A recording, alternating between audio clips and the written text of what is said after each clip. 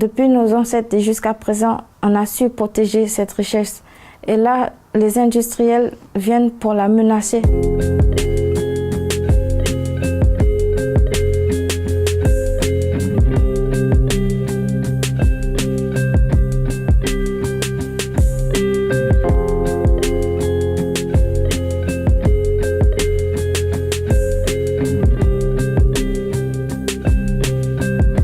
Ce sera la plus grosse mine, que ce soit en France hexagonale ou encore moins en Guyane. On n'a jamais vu ça. Au niveau de la profondeur, la tour Eiffel, si on la met à l'intérieur, elle ne se voit plus. Il y a eu énormément de manifestations depuis le début des débats publics.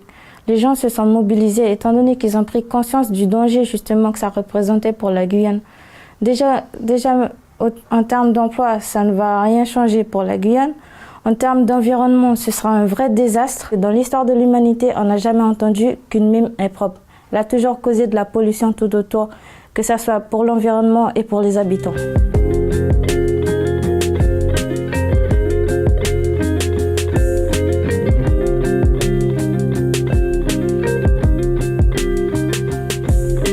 Il y a énormément de villages de l'intérieur qui sont affectés par ça.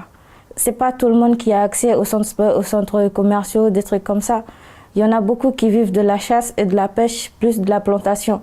Ceux qui ne peuvent même plus utiliser la terre, ils peuvent plus planter et cultiver la terre. Elle est complètement souillée par les produits chimiques rejetés. Pour la pêche, c'est pareil. Le mercure est partout dans le poisson, ce qui fait qu'ils ne peuvent plus pêcher. La montagne d'Or se trouve entre deux réserves, le massif Lucifer et le massif d'Écou. En plus de ça, dans la zone de la montagne d'Or se trouvent 15 montagnes couronnées, des montagnes artificielles faites par les autochtones, nos ancêtres. Ça risque de les détruire.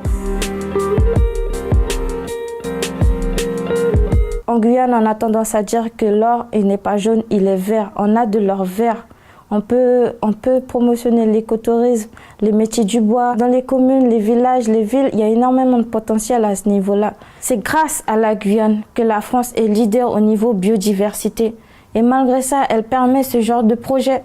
Elle n'aurait jamais permis ce genre de projet dans l'Hexagone. L'Amazonie reste le dernier poumon de la Terre.